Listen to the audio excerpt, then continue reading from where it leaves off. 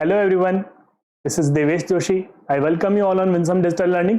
तो आज हम अपने क्लास 11th की फिजिकल ज्योग्राफी के चैप्टर 4 की जो हम बात कर रहे थे उसका सेकंड पार्ट अब हम डिस्कस करेंगे। तो अभी तक हमने यहाँ पे क्या क्या पढ़ लिया था। जो अभी हमने बात की थी कॉन्टिनेंटल ड्रिफ्ट थ्योरी की हमने बात कर ली थी, जो किसने दी थी, अल्फ्रेड वैगनर ने 1912 के अंदर दी थी।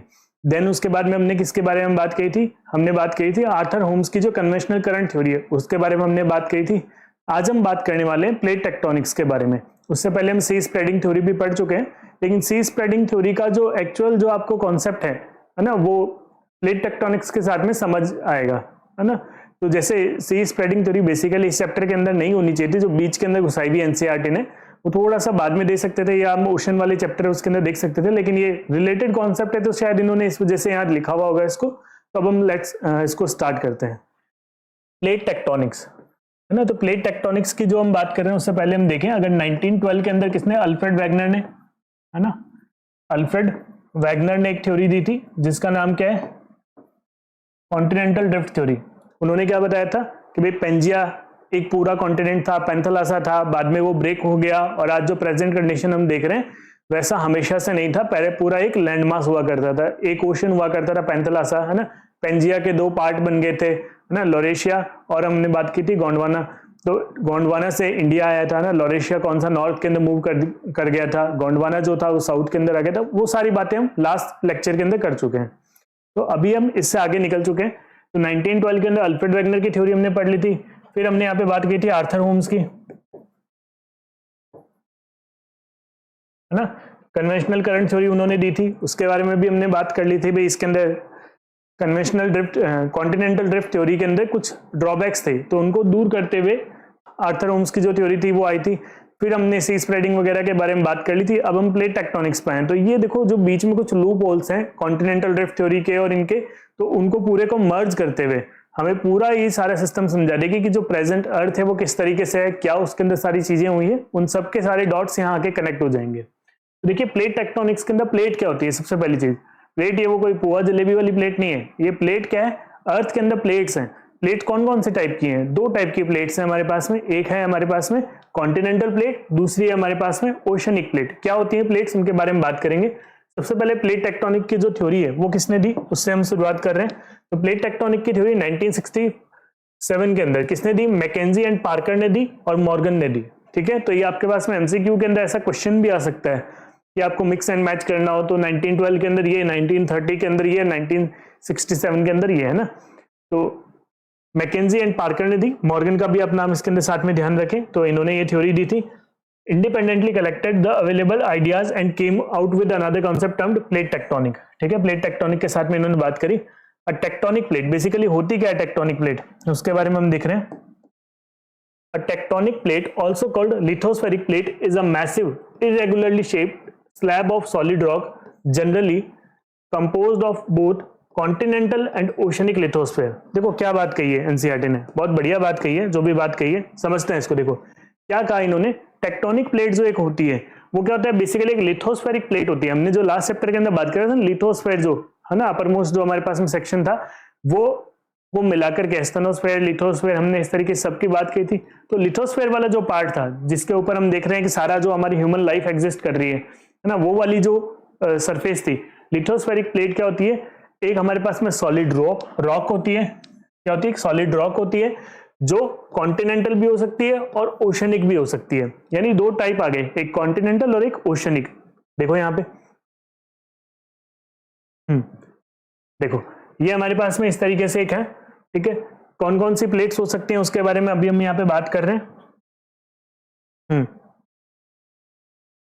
ये देखो हमारे पास में दो तरीके की प्लेट्स हो सकती हैं। एक प्लेट हमारे पास में हो सकती है कॉन्टिनेंटल, एक हो सकती है ओशनिक प्लेट। देखो क्या है, ये जो लिथोस्फेयर है यहाँ पे क्या है, वाटर है। ये क्या है, वाटर है। तो हमें साफ सी बात समझ में आ रही है कि इसका मतलब ये ओशन है ना। तो ओशन के अंदर ये जो लिथोस्फेयर की जो लेयर होगी, इसको क्या बोलोगे आप,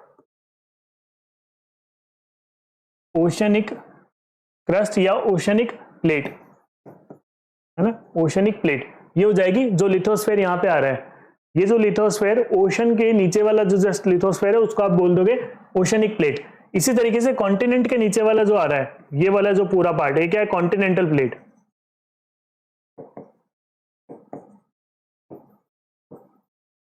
आ रही है बात समझ में? दो चीजों की हमने बात करी, एक हमने कहा ओशनिक प्लेट, दूसरा हमने कहा कॉन्टिनेंटल प्लेट। तो बेसिकली क्या होता है, देखो थोड़ा सा अगर हम इसको और समझे, ये एक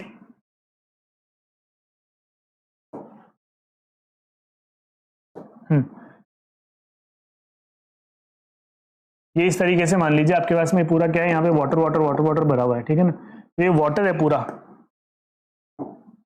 ठीक है, वाटर है। यहाँ पे आपके मैं थोड़ा सा पेड़ वेड़ लगा देता हूँ और ये थोड़ा सा माउंटेन माउंटेन खड़ा कर देता हूँ। अब ये क्या लग रहा है, ये कॉन्टिनेंट लग रहा है, यहाँ पे वाटर है। वाटर के नीचे वाला ये जो पूरा सेक्शन आ रहा है, ठीक है, वाटर के नीचे वाला जो पूरा सेक्शन आ रहा है, और दूसरा हमारे पास में कौन सा आ रहा है, ये जो पूरा एक सेक्शन आ रहा है जो मैंने ग्रीन कलर से दिखाया है, वो कौन सा है, कॉन्टिनेंट का पार्ट है। ये कॉन्टिनेंट के नीचे का सरफेस है, कॉन्टिनेंट वाला लिथोस्फेयर है, इसलिए इसको क्या कहा, कॉन्टिनेंटल हमने प्लेट नाम दे दिया, कॉन्टिनेंटल प्लेट हो गया। ये वाला क्या है, कॉन्टिनेंटल प्लेट, ठीक है। और ये वाला क्या हो जाएगा, वाटर के नीचे वाला, वाटर के नीचे वाला क्या हो जाएगा, क्या हो जाएगा, क्या हो जाएगा, ओशनिक प्लेट, ओशनिक प्लेट।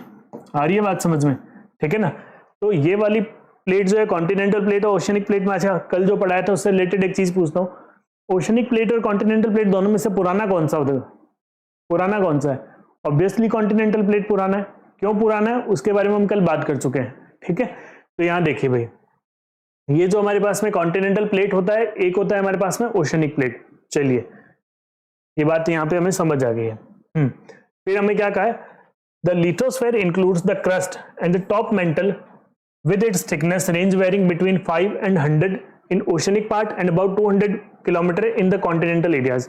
अभी एक चीज नोटिस करी हो तो मैंने क्या किया था यहाँ पे, ये देखो मैंने इसकी थिकनेस ज्यादा बनाई है, एक की थिकनेस ज्यादा और एक की थिकनेस कम बनाई है।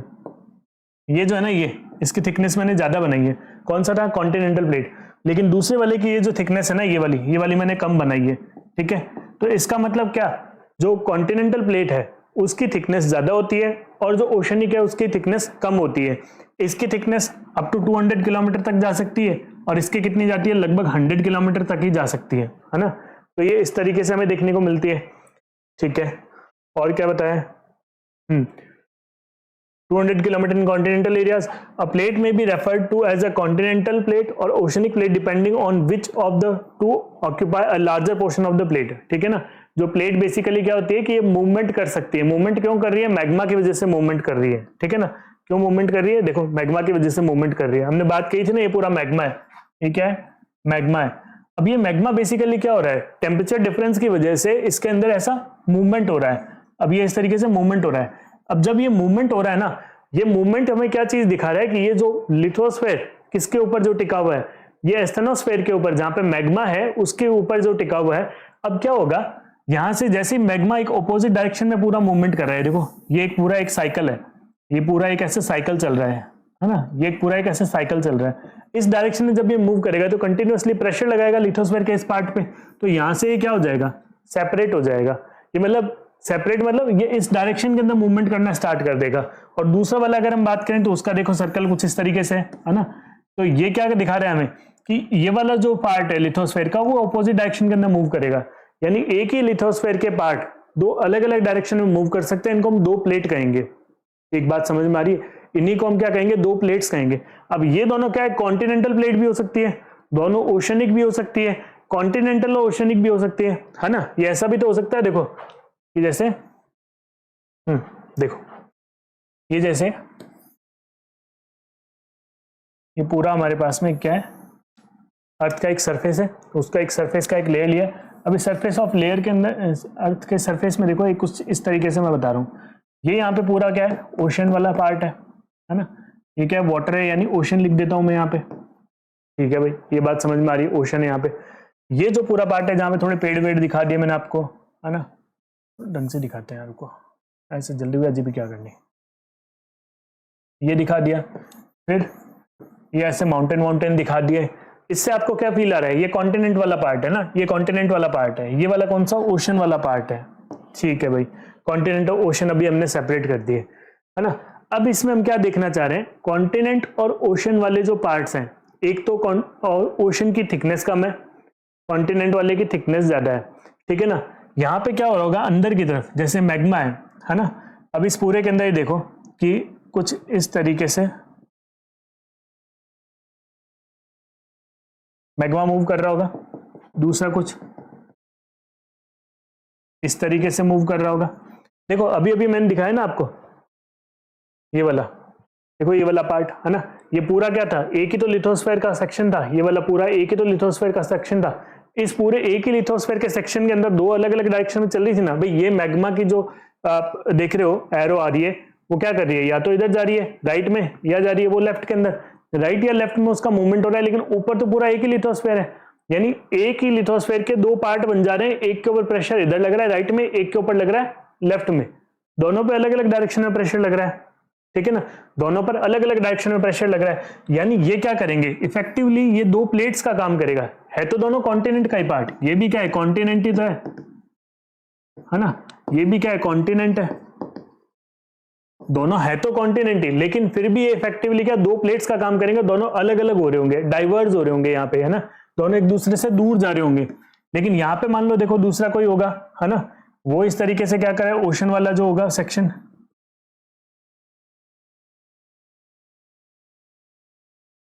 ठीक है। अब ये ओशन वाला सेक्शन है वो इसके पास आ रहा होगा, ये ओशनिक प्लेट हो जाएगी, है ना। इसी तरीके से हो सकता है आगे यहाँ पे कोई, चाहे हो सकता है ओशनिक प्लेट हो, कोई दूसरी कहना कॉन्टिनेंटल प्लेट हो, वो इसके पास में आ रही हो, है ना, ऐसे ही कंटिन्यूअसली ऐसे चलता रहेगा भाई। इस तरीके से हो सकता है कोई दूसरी प्लेट हो जो यहाँ पे इसके पास में आ रही हो, तो वो क्या कर रही होगी, इसके पास में कन्वर्ज हो रही होगी। तो ये दो प्लेट्स पास में भी आ रही हो सकती हैं, दो प्लेट्स दूर भी जा रही होती हैं। अब ये ओशनिक प्लेट हो सकता है इधर पास आ रही हो, है ना, ओशन वाली प्लेट हो सकता है इधर पास आ रही हो। ये सारा अंदर गेम किसकी वजह से चल रहा है, ये सारा अंदर गेम चल रहा है मैग्मा की वजह से। किसकी वजह से चल रहा है, ये मैग्मा के मूवमेंट की वजह से चल रहा है। ये क्या दिखा रहे हैं हम यहाँ पे, ये मैग्मा का मूवमेंट दिखा रहे हैं। देखो ढंग से समझना है कॉन्सेप्ट, है ना, ये बड़ी इंपॉर्टेंट चीज है प्लेट टेक्टोनिक को समझने के लिए। मैग्मा का जो मूवमेंट जिस डायरेक्शन में हो रहा है, प्लेट हमारे पास में उसके अकॉर्डिंग आ रही है। लिथोस्फेयर तो पूरा एक ही सेक्शन था, अब इस लिथोस्फेयर के अंदर क्या हुआ, मैग्मा का जिस डायरेक्शन में मूवमेंट हो रहा था, मैग्मा के उस डायरेक्शन के अंदर मूवमेंट की वजह से कन्वर्जेंस या डाइवर्जेंस की चीजें हमें समझ में आ गई। कन्वर्जेंस यानी एक दूसरे के पास में आ रहे हैं, डाइवर्जेंस यानी एक दूसरे से दूर जा रहे हैं। जब पास में आ रहे हैं या दूर जा रहे हैं, उस फिनोमेना से अगर हम यहाँ पे देखें तो हमें ये पता लगता है कॉन्टिनेंट हिस्से, चाहे कॉन्टिनेंट प्लेट हो या चाहे कॉन्टिनेंट और ओशनिक प्लेट हो, उनका जो भी कन्वर्जेंस या डाइवर्जेंस होगा वो डिपेंड करता है मैग्मा के मूवमेंट पे। और मैग्मा का मूवमेंट क्या है, अंदर चल रहा है, तो जिस तरीके से मैग्मा का मूवमेंट होगा कोई भी प्लेट उस तरीके से मूव करेगी। यानी ऐसा नहीं कि कॉन्टिनेंट की प्लेट हमेशा कन्वर्ज ही करेगी या डाइवर्ज ही करेगी, कुछ भी हो सकता है। मैग्मा का मूवमेंट अभी इधर चल रहा है, हो सकता है मैग्मा कोई और डायरेक्शन के अंदर इधर चल रहा हो, है ना। तो ये चीजें हमारे पास में हो सकती है। ये इस डायग्राम से आपको अच्छे से समझ में आ गया होगा, ठीक है। चलिए जी,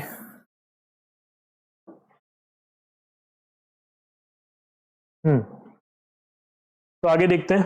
Pacific plate is largely on oceanic plate, whereas the Eurasian plate may be called a continental plate. देखो इन्होंने दो एग्जांपल दिए हैं कि यूरेशियन प्लेट है जिसको आप क्या कह सकते हो, कॉन्टिनेंटल प्लेट कह सकते हो, और इसी तरीके से पैसिफिक प्लेट है उसको आप क्या कह सकते हो, ओशनिक प्लेट कह सकते हो। तो पैसिफिक प्लेट नाम से पता लग रहा है पैसिफिक ओशन से रिलेटेड है तो ओशनिक प्लेट हो गई, और यूरेशियन यूरोप और एशिया वाली जो एक प्लेट है उसको आप क्या कह रहे हो, कॉन्टिनेंटल प्लेट कह रहे हो।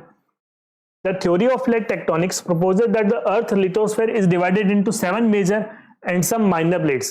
कितनी भाई, 7 मेजर और कुछ माइनर प्लेट्स, 6 माइनर प्लेट्स के अंदर इसको डिवाइड किया हुआ है। Young fold mountain ridges, trenches and और faults around these major plates. देखिए बेसिकली है क्या, कोई भी माउंटेन का फॉर्मेशन होता है, आगे अब हम जब पढ़ेंगे हिमालयाज वगैरह किस तरीके से बने क्या बने, तो उन सब के अंदर भी हम इन सब चीजों को डिस्कस करेंगे कि भाई जो किस तरीके से ये अर्थ के अंदर का मैग्मा का मूवमेंट हो रहा है, ये जो सारी चीजें यहाँ पे प्लेट टेक्टोनिक्स का मूवमेंट है उसके ऊपर कितना कुछ डिपेंड करता है, ठीक है। तो ये हम सारी चीजें आगे देखेंगे। यस, देखिए भाई ये यहाँ पे बहुत सारी चीजों को दिखाया हुआ है। ये इन्होंने क्या किया हुआ है, जैसे ये दो डैश लाइन करी हुई है, दो पैरेलल ऐसे लाइन करी हुई है, वो क्या है, डाइवर्जेंट बाउंड्री है। डाइवर्जेंट यानी अलग अलग हो रहे हैं उस पॉइंट पे, ठीक है। कन्वर्जेंट बाउंड्री को कैसे दिखाया है, ऐसा करके ये जो दिखाया है ये कन्वर्जेंट बाउंड्री है, और ये क्या है, ट्रांसफॉर्म बाउंड्री है। ये ट्रांसफॉर्म को डिपेंड दिखा रहा है, ये यहाँ पे डाइवर्जेंट को दिखा रहा है, ये कन्वर्जेंट को दिखा रहा है। अब क्या होता है डाइवर्जेंट कन्वर्जेंट, वो सब हम आगे समझेंगे, फिर इस डायग्राम पे आएंगे। ठीक है। तो देखो भाई अभी हम जो बात कर रहे थे ना, ये दोनों प्लेट्स जो अलग अलग हो रही हैं इसको क्या बोलते हैं, डाइवर्जेंस।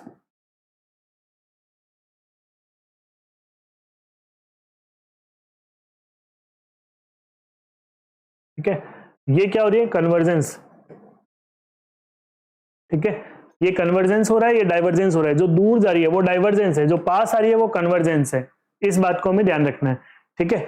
अब देखो दो प्लेट्स बेसिकली हो क्या रहा है ना, मैं एक और यहाँ पे एक डायग्राम लेता हूं, एक प्लेट ये है, ढंग से बनाए प्लेट को भी, एक ये प्लेट है,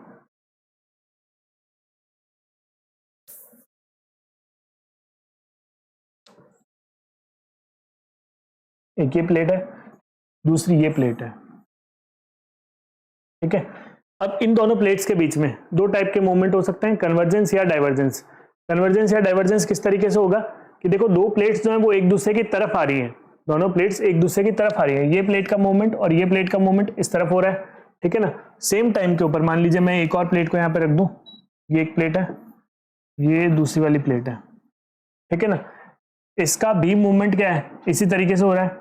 मान लीजिए ये प्लेट इधर जा रही है और ये प्लेट भी इधर आ रही है, तो अब इन दोनों प्लेट्स के अंदर अगर अपन देखें तो हो क्या रहा है कि चाहे आप ए बी सी और डी, है ना, तो ए बी वाले केस के अंदर देखो यहाँ पे भी क्या आपके पास में कन्वर्जेंस हो रहा है, दोनों एक दूसरे की तरफ आ रही है, दो प्लेट्स हैं जो इस तरफ एक दूसरे की तरफ आगे बढ़ रही है, ठीक है। इसको ऐसा नहीं है,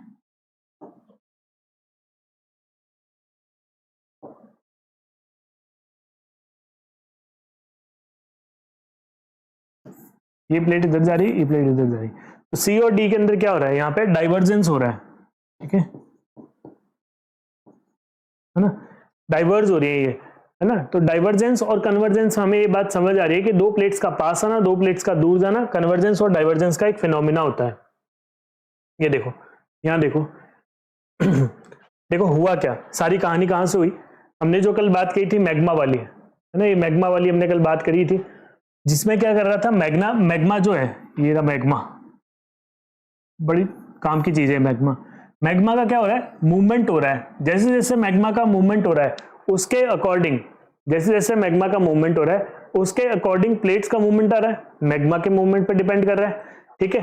और क्या हो रहा है, ओशन के अंदर कंटिन्यूअसली नई हमारे पास में रॉक्स बनती जा रही हैं, क्या कह रहा हूं मैं, ओशन के अंदर कंटिन्यूअसली नई रॉक्स बनती जा रही है, किस तरीके से बन रही है वो देखो, जहां पे भी ये रिजेस बनती हैं, जहां पे भी ये रिजेस बनती हैं, अब रिजेस से क्या है, मैग्मा जो है बाहर निकल जाएगा, तो मैग्मा जैसे रिज से बाहर निकला, यहाँ पे आपके पास में लावा आ गया, लावा क्या हो गया, कूल डाउन होते हैं, वहां पे क्या बन गया, रॉक बन गया, और रॉक से ही आपके पास में क्या बन गया, ये आप कह रहे हो कि ओशनिक सरफेस बन गया, ओशनिक सरफेस, या आप जो कह रहे हो जो प्लेट आपके पास में बन रही है उसका बेडरॉक बन गया, बात समझ रहे हो, ठीक है। तो मैग्मा जो है वो इसी तरीके से आपके पास में इस रिज से बाहर आके लावा बन गया, रॉक बन गई, रॉक जो है वो उसके बाद में ठंडी हो गई, ठंडी होने के बाद में वो क्या, ओशनिक सरफेस का काम कर रही है। इस तरीके से क्या कह रहे हो आप कि धीरे धीरे ओशंस का जो साइज है वो आपके पास में क्या हो रहा है, इंक्रीज हो रहा है, लेकिन एट द सेम टाइम जो प्लेट्स एक्स्ट्रा हैं वो क्या हो रही है, अंदर जाके कहीं पे कन्वर्जेंस भी उसका हो रहा है, वो अभी हम आगे समझेंगे। देखो क्या हुआ यहाँ पे, ये रिजेस थी, है ना, इसके अंदर से क्या हुआ, धीरे धीरे मैग्मा बाहर आना शुरू होगा, मैग्मा बाहर आना शुरू होगा, ये क्या होने लग गया, यहाँ पे डाइवर्जेंस होना शुरू हो गया, दोनों ऑपोजिट डायरेक्शन के अंदर जा रही है, डाइवर्जेंस होना शुरू हो गया। अब जैसे डाइवर्जेंस होना शुरू हुआ, ये दोनों प्लेट्स बहुत दूर दूर हो जाएंगी, रिफ्ट वैली से कंटिन्यूअसली ये पूरा क्या होता जा रहा है, ये एक नया आपके पास में सरफेस आता जा रहा है, इसको आप क्या कह रहे हो, ओशनिक प्लेट कह रहे हो, इसको आप क्या कह रहे हो, ओशनिक प्लेट कह रहे हो। और ये वाला क्या था आपके पास में, ये कॉन्टिनेंटल प्लेट था जो आपके पास में शिफ्ट होता गया है ना, डाइवर्जेंस की वजह से उनमें शिफ्ट होता गया, तो यहाँ पे नई आपके पास में क्या बन गई, ओशनिक प्लेट बन गई, ठीक है, तो यहाँ पे नई एक ओशनिक प्लेट बन गई,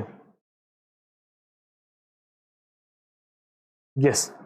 तो कौन कौन सी प्लेट्स हैं उनके बारे में बात करें, the major plates are as follows, पहली है Antarctica and surrounding oceanic plate, फिर नॉर्थ अमेरिका प्लेट, है ना, फिर South American plate, Pacific plate, India Australia New Zealand plate, Africa and East Atlantic, Eurasia and the adjacent oceanic plate. देखो basically इसके अंदर क्या 7 मेजर प्लेट्स में इसको डिवाइड किया हुआ है, 7 मेजर प्लेट्स में क्या हो गई, अंटार्कटिका और उसके आसपास का पूरा एक हो गया, ठीक है, ये देखो इस डायग्राम को, ठीक है, अंटार्कटिक प्लेट हो गई, ये रही अंटार्कटिक प्लेट एक हो गई, ठीक है। उसके बाद में पैसिफिक प्लेट, ये पूरा पैसिफिक ओशन है उसको कवर करते हुए पैसिफिक प्लेट हो गई, ठीक है। अपना इंडिया कहाँ है, प्यारा भारत कहाँ है, देखो कहाँ गया प्यारा भारत, ये रहा प्यारा भारत, ये रहा Indo Australian plate. Indo Australian plate क्या है? ऑस्ट्रेलिया इंडिया जो थे, है ना, इंडिया और ऑस्ट्रेलिया जो थे एक ही प्लेट का पार्ट थे। इंडिया ऑस्ट्रेलिया न्यूजीलैंड वाला ये पूरा जो सेक्शन है, ठीक है। यूरेशियन प्लेट, यूरोप और एशिया वाला जो सेक्शन है, इसके अंदर एक ही आ रहा है ना। जुआन डी फुका प्लेट है, ये एक अलग हमारे पास में प्लेट हो गया। नॉर्थ अमेरिका का इधर से है ना प्लेट जो आ रहा है, उसके जस्ट पास में, उसके जस्ट नीचे आप मान सकते हो, है ना। फिर ये नॉर्थ अमेरिकन प्लेट हो गया, जो पूरा नॉर्थ अमेरिका का सेक्शन आ रहा है उसके लिए। फिर इसी तरीके से साउथ अमेरिका की प्लेट आ गई हमारे पास में, ठीक है। ये यूरेशियन प्लेट जो उधर की तरफ हम देख रहे थे ना, वो पूरा यूरोप और एशिया वाला ऊपर वाला सेक्शन नॉर्थ का, वो सारा, ठीक है। और अफ्रीकन प्लेट पूरे अफ्रीका है ही। तो ये मेजर इस तरीके से हमारे पास में क्या सारी 7 प्लेटें आ गई। कौन कौन सी आ गई भाई? सबसे पहले देखो आप कहाँ है, नंबर 1 अंटार्कटिक प्लेट आ गई, ठीक है। नंबर 2 नॉर्थ अमेरिकन आ गई। नंबर 3 साउथ अमेरिकन आ गई। नंबर 4 पैसिफिक आ गई। नंबर 5 ये इंडो ऑस्ट्रेलियन प्लेट आ गई। नंबर 6 अफ्रीकन आ गई। नंबर 7 यूरेशियन आ गई। 7 मेजर प्लेट्स थी जिनकी हमने बात करी। ये 7 मेजर प्लेट्स हमारे पास में आ चुकी हैं, ठीक है। मैं इनको एक बार से आपके लिए हाईलाइट कर देता हूं, सो दैट कि आपको जब माइनर प्लेट्स यहाँ पे देखो तो ये अपने आप से ध्यान रहे कि ये मेजर थी। यस, ये एंटार्क्टिक प्लेट, ठीक है, फर्स्ट वाली। Then second North American plate, ठीक है। फिर थर्ड साउथ अमेरिकन प्लेट, ठीक है। फिर फोर्थ पैसिफिक प्लेट, ठीक है। फिर फिफ्थ इंडो ऑस्ट्रेलियन प्लेट। फिर सिक्स्थ अफ्रीकन प्लेट। और फिर सेवंथ यूरेशियन प्लेट। ये यूरेशियन इधर भी आ गई, ठीक है। तो ये आपके पास में 7 प्लेट्स हैं, जो कौन सी है? मेजर वाली है ना, मेजर प्लेट्स हैं ये। यस, तो अब उसके आगे हम देख रहे हैं यहाँ पे माइनर प्लेट्स जो है हमारे पास में, उनके बारे में बात कर लेते हैं। Yes, same important minor plates बहुत सारी हैं, वैसे तो 6 हमारे उसमें एनसीईआरटी में दी हुई है। उनके बारे में बात करें, Cocos plate, नाजका plate, Arabian plate, Philippines plate, Caroline plate और फूजी प्लेट। अब देखो, जिनको वर्ल्ड मैप अच्छे से पता है, जिनकी वर्ल्ड मैप पे कमांड है, उनको क्या ये देखते ही समझ में आ जाती है कि कहाँ कहाँ पे है ना। लेकिन इतनी अगर कमांड नहीं है तो कोई ऐसी इशू वाली बात नहीं। कोकोस प्लेट किस किस के बीच में? सेंट्रल अमेरिका और पैसिफिक प्लेट, ठीक है, between central America and Pacific.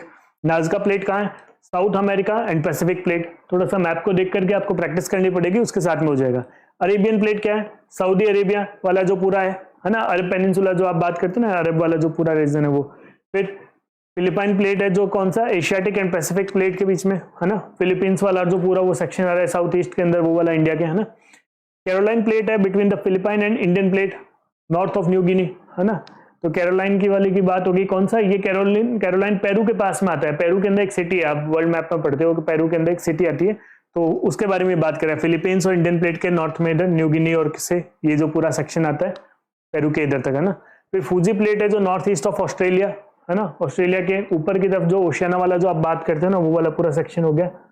तो ये देखो जी, ये वापस हम आ गए, ठीक है। तो अब मैं इनको लिए थोड़ा डिफरेंट कलर ले लेता हूँ। तो ये रहा, देखो हमारे पास में, मैं अब इनको सेक्शन वाइज नहीं जाके यहाँ पे बात कर रहा हूँ, है ना।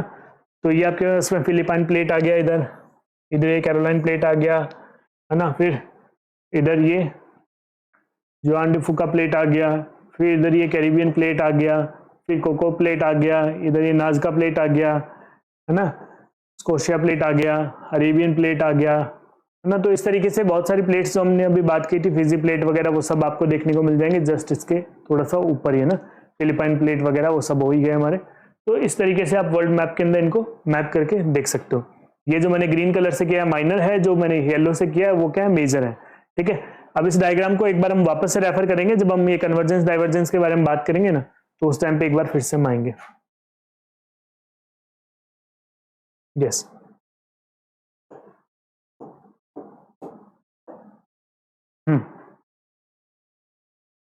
ठीक है, ये हमने यहाँ रखा हुआ है। चलिए, क्या बताएं? These plates have been constantly moving over the globe throughout the history of the earth. It is not the continent that moves as believed by the Wagner. तो वैगनर ने क्या बताया था भाई? पेंजिया जो है ना वो मूव कर रहा है, पेंजिया जो है वो मूव कर रहा है। वैगनर ने ये बात कही थी, ठीक है। वैगनर ने क्या माना था कि भाई पेंजिया मूव कर रहा है। तो उसको एक बार हम देखते हैं कि वैगनर का पेंजिया ये रहा, देखो ये रहा वैगनर का पेंजिया। वैगनर ने क्या कहा था कि ये पूरा एक जैसा था, पेंजिया के बाद में 2 पार्ट हो गए। कौन सा? लोरेशिया गोंडवाना बन गया, इंडिया जो आज गोंडवाना लैंड का पार्ट है, उसके बारे में लोरेशिया गोंडवाना के भी बहुत सारे पार्ट हो गए, फिर ये इधर उधर मूव कर गए। तो इसने एक चीज मानी थी, क्या मानी थी? पेंथलासा, जो ओशन इन्होंने माना था वो एक कांस्टेंट मान लिया था। ओशन भी कांस्टेंट नहीं रहा, ऐसा नहीं है कि सिर्फ यही मूव कर रहा है, जो लैंड मास है वही मूव कर रहा है, ओशंस कहीं नहीं जा रहे हैं, ये बात नहीं थी, ठीक है ना। तो ये थोड़ा सा एक बार हमें ध्यान में रखना है कि वैगनर की थ्योरी में जो ये एक ड्रॉबैक था, वो चीज हमें ध्यान रखनी है। यस, ये रहा, continents are part of plate and what moves is the plate, ठीक है। बेसिकली कॉन्टिनेंट्स तो एक प्लेट के ऊपर है, अभी हमने बात कर ली, ओशनिक और कॉन्टिनेंटल दो प्लेट होती है। Moreover it may be noted that all the plates without exception have moved in the geological past and shall continue to move in the future as well. तो भाई प्लेट्स हैं, plates तो move कर रही थी, कर रही हैं, करती रहेंगी, क्यों? ना आप रोक सकते ना मैं रोक सकता, वो मैग्मा है भैया अंदर, वो कॉज हम समझ चुके हैं भाई, मैग्मा का मूवमेंट चल रहा है, वो क्यों चल रहा है? थर्मल डिफरेंस की वजह से। वो क्या है? क्योंकि वहां पे रेडियो एक्टिव एलिमेंट्स हैं, उसकी वजह से हो रहा है, वो सब हम कल बात कर चुके हैं, है ना, लास्ट वाली क्लास में हम बात कर चुके हैं। तो देखिए क्या हुआ था इसके अंदर, जो हम बात कर रहे हैं भाई, कॉन्टिनेंट्स है वो प्लेट्स के ऊपर है ना, तो प्लेट्स का मूवमेंट तो हमेशा होता रहेगा, और प्लेट्स का जैसे जैसे मूवमेंट होता रहेगा वैसे वैसे हम कह रहे हैं कि कॉन्टिनेंट्स की जगह भी बदलती रहेगी और ओशंस भी इसी तरीके से चेंज होते रहेंगे, क्योंकि धीरे धीरे धीरे धीरे उनकी जगह में चेंज आ रहा है। Wagner had thought of all the continents to have initially existed as per supercontinent in the form of Pangaea. However, later discoveries reveal that the continental masses resting on the plates have been wandering all through the geological period, and Pangaea was a result of converging of different continental masses that were part of one or other plates. Basically, उन्होंने जो माना था, Wagner ने, भाई साहब ने जो माना था कि पूरी जो कॉन्टिनेंटल प्लेट्स हैं वो एक जैसी थी, सारी एक ही थी, पेंजिया एक ही था, वो पेंजिया एक ना होकर के क्या था वहां पे कि कॉन्टिनेंटल प्लेट बार बार मूव कर रही थी, तो मूव करते करते हो सकता है दो प्लेट साथ में आ गई हो, है ना, अफ्रीका और साउथ अमेरिका हो सकता है साथ आ गए हो, और साथ आने के बाद में उस टाइम पे वो जितने टाइम तक साथ रहे थे या एक का ही पार्ट थे, डाइवर्जेंस उनके अंदर हो गया था, है ना। Scientist using the paleomagnetic data have determined the positions held by each of the present continental landmass in the different geological periods। देखो एक यहाँ पे वर्ड है paleomagnetic data। देखो इससे क्या होता है कि इन ना रॉक की एज भी पता करी जाती है। ओशंस के अंदर मैंने कल आपको एक बात करी थी कि जो जैसे ओशंस है, ओशनिक रिज है ना, डायग्राम होगा हमारे पास में, उसी पे चल लेते हैं। देखो तो हम क्या बात कर रहे थे ना, जैसे ये ओल्डेस्ट है, ये ओल्डर है, ये यंगेस्ट है, क्या पता लगा भाई हमें जाके वहां पे खुशबू तो आने की, अरे भाई ये तो कुछ नया है पुराना है ना। पेलियोमैग्नेटिक डेटा के बारे में बात कही जाती है ना, पेलियोमैग्नेटिक डेटा। ये क्या होता है? पेलियोमैग्नेटिक डेटा एक स्टडी होती है जिसके अंदर मैग्नेटिज्म की स्टडी करी जाती है। बेसिकली यहाँ पे क्या है, ओशनिक रॉक जो हैवी होता है ना, उसके अंदर बहुत सारे हैवी मिनरल्स भी मिलते हैं, जैसे फेरस वगैरह मिलते हैं, ये सब है ना, आयरन वगैरह जैसी चीजें मिलती है। तो ये क्या है? मैग्नेटिक मटीरियल्स हैं, यानी अर्थ का जो मैग्नेटिक फील्ड है उसके अकॉर्डिंग ये अपने आप को अलाइन कर लेते हैं, है ना। तो भाई आयरन, निकल वगैरह ये क्या है? मैग्नेटिक प्रॉपर्टीज वाले मटेरियल हैं। अर्थ का खुद का एक मैग्नेटिक फील्ड है, तो जो अर्थ का मैग्नेटिक फील्ड है उसके साथ में क्या कर लेते हैं? खुद को अलाइन कर लेते हैं। तो जैसे मान लो ये अर्थ का मैग्नेटिक फील्ड है ना, तो अभी जिस डायरेक्शन में भी हो, मान लो अर्थ का मैग्नेटिक फील्ड, ये जब जिस दिन रॉक बना था, ओल्डेस्ट वाला जिस दिन ये रॉक बना था, है ना भाई, जैसे आज यंगेस्ट के दो पार्ट हैं, वैसे ही ओल्डेस्ट कभी यहाँ रहा होगा, ओल्डेस्ट भी कभी यहाँ रहा होगा, वो ओवर द टाइम स्प्रेड होते होते यहाँ तक पहुंच गया, ठीक है। इसी तरीके से ओल्डर वाला भी यहीं रहा होगा, वो भी कभी यंग हुआ होगा, तो धीरे धीरे करते वो आगे स्प्रेड हो गया और नया बन गया, जो यंग हो गया, ये थोड़े ओल्डर हो गए, और टाइम बाद में ये ओल्डेस्ट हो जाएंगे। जब ये अंदर चला जाएगा, ये क्या हो जाएंगे? ओल्डर वाले ओल्डेस्ट बन जाएंगे, फिर ये यंगर वाले आगे जाएंगे इनकी जगह। इसी तरीके से प्रोसेस कंटिन्यू रहेगा, ठीक बात है। पेलियोमैग्नेटिक डेटा के अंदर बेसिकली क्या होता है, अर्थ का उस टाइम का जो मैग्नेटिक फील्ड रहा होगा, जिस टाइम पे ये रॉक बना था, ओल्डेस्ट वाला जिस टाइम पे रॉक बना था, उस टाइम पर मान लीजिए कि ये जो भी बना था, ये क्या है? इसका कोई भी मैग्नेटिक मटेरियल है, मान लो कि भाई वहां पे आयरन है, निकल है, वो सब इस रॉक के अंदर तो हो गई। ओल्डेस्ट वाला रॉक, आपको क्या मानना है दिमाग में? ओल्डेस्ट रॉक जो होगा, ओल्डेस्ट रॉक जो है, इसके अंदर क्या है? आयरन भी होगा, निकल भी होगा, है ना। तो ये सब चीजें होंगी, इनके क्या होंगे? मॉलिक्यूल्स वहां पे प्रेजेंट होंगे, है ना। इन मॉलिक्यूल्स के अंदर क्या ऐसे अलाइनमेंट सेम डायरेक्शन के अंदर होने लग जाएगा, इनके अंदर अलाइनमेंट एक पर्टिकुलर डायरेक्शन के अंदर हो गया ओल्डेस्ट वाले में। तो यहाँ जो ओल्डेस्ट वाले में जैसा अलाइनमेंट है, वैसे ही अलाइनमेंट यहाँ देखने को मिलता है। तभी तो हमें पता लगा अच्छा ये दोनों सेम एज के हैं, लेकिन बाद में इसको चेक करा, हो सकता है इस वाले में अलाइनमेंट क्या हो, कुछ इस तरीके से हो, है ना। ये ओल्डर के अंदर अलाइनमेंट ऐसा हो, लेकिन इसके पास में ओल्डेस्ट है, उसका अलाइनमेंट ऐसा है, ठीक है, इधर यहाँ पे आपके पास में ओल्डेस्ट है, इसका अलाइनमेंट क्या है, ये ऐसा अलाइनमेंट है। तो इनके अंदर मैग्नेटिक मटेरियल के अंदर जैसे जैसे इनका अलाइनमेंट है उसकी हमने स्टडी करी, उसको क्या कहा जाता है, पैलियोमैग्नेटिक डेटा कहा जाता है। साइंटिस्ट ने उसकी स्टडी करी, उसके अकॉर्डिंग बताया कि हाँ भाई ये दोनों जो है ना ये सेम एज के होंगे, इनका अंदर पैलियोमैग्नेटिक जो प्रॉपर्टीज हैं या कैरेक्टरिस्टिक्स हैं हमें सेम देखने को मिल रही है। ओल्डर वालों को सेम बताया क्योंकि ये वाला और ये वाला रॉक सेम है, क्यों, पैलियोमैग्नेटिक डेटा के बिहाफ पे इसको सेम बता रहे हैं, क्यों, क्योंकि इनके अंदर भी प्रॉपर्टीज कुछ इस तरीके से सेम है। तो इस तरीके से रॉक की जो एज है ना वो डिटरमाइन करी जाती है। ठीक है, तो वापस चलते हैं हम अपने उस पर। तो scientist using palaeomagnetic data have determined the positions held by each of the present continental landmass in different geological periods. अब जैसे अभी हमने ओशन के अंदर बात करी वैसे ही तो कॉन्टिनेंट के अंदर भी हो सकता है भाई। ये जो पूरी कॉन्टिनेंट की एक जो प्लेट है ना, ये मान लो अफ्रीका की है और इधर ये साउथ अमेरिका वाली प्लेट है, साउथ अमेरिका। इन दोनों प्लेट्स के अंदर क्या करेंगे, ये आकर के स्टडी करेंगे।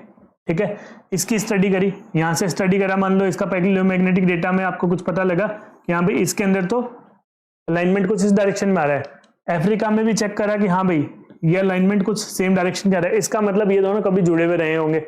बाकी प्रूफ तो वैगनर ने दे दिए थे कि भाई आपके पास में जो इनकी एज है वो सेम है। वो बात कर रहे हैं कि भाई जैसे घाना के अंदर गोल्ड माइंस हैं लेकिन उनकी सोर्स रॉक जो है वो ब्राजील के अंदर है ना।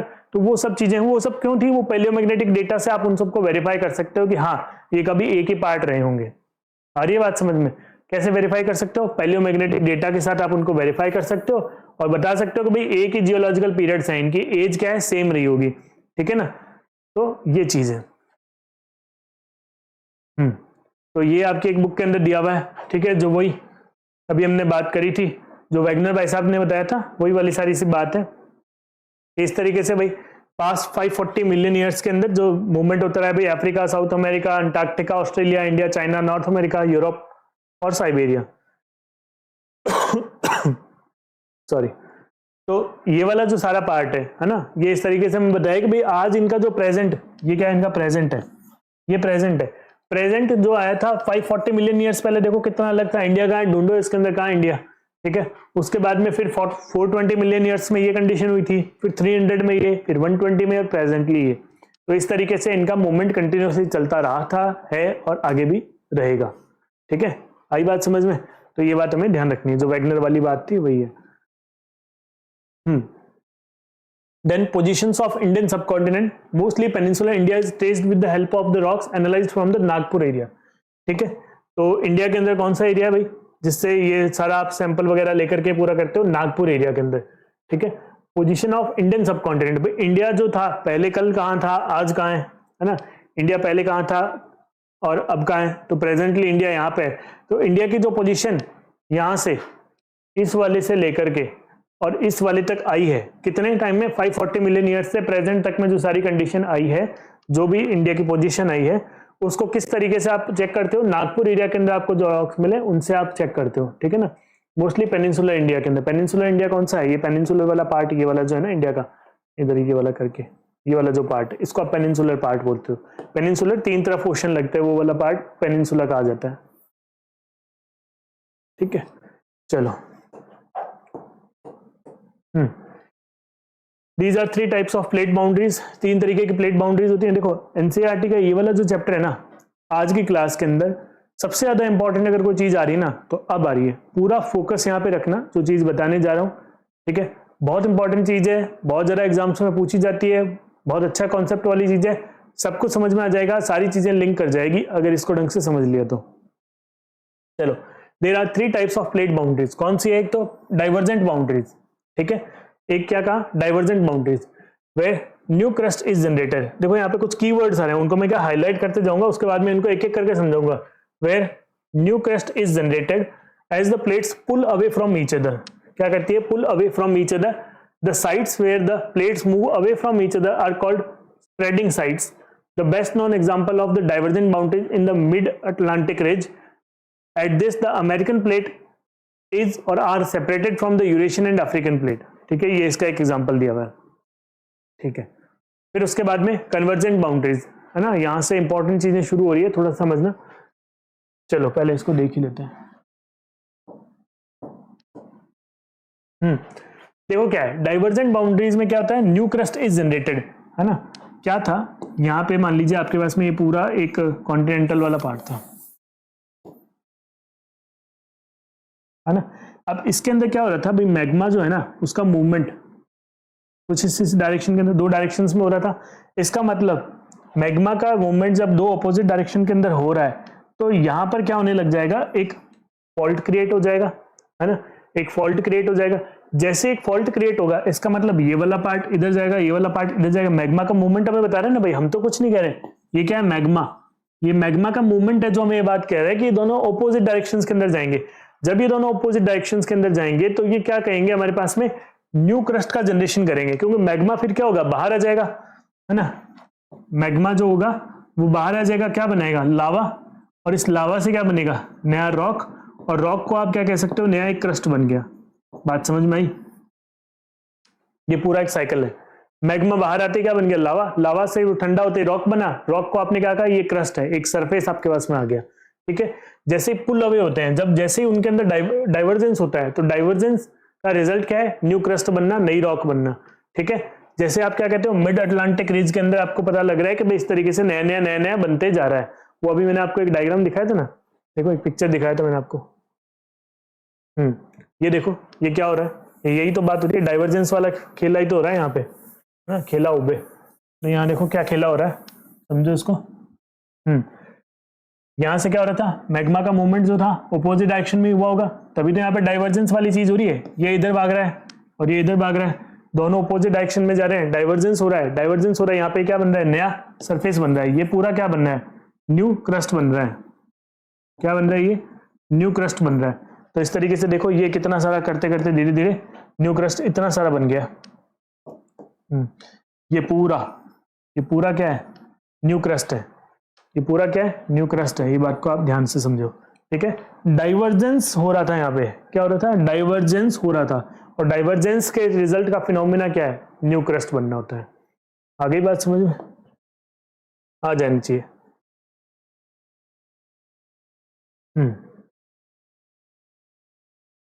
देन कन्वर्जेंट की हम बात कर रहे हैं, कन्वर्जेंट को समझना भाई, कन्वर्जेंट क्या करें, where the crust is destroyed, crust is destroyed as one plate is divided into another, ठीक है। Crust is destroyed, one plate is divided dived into another, ठीक है।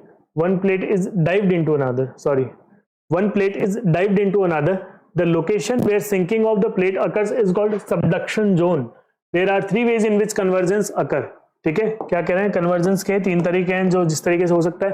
देखो क्या हुआ, एक प्लेट आपके पास में ये है, ठीक है, दूसरा प्लेट यहाँ पे चलते चलते आ रहा है, दूसरा प्लेट ये है, मान लो प्लेट होगी ना कुछ इस तरीके से आ रही होगी,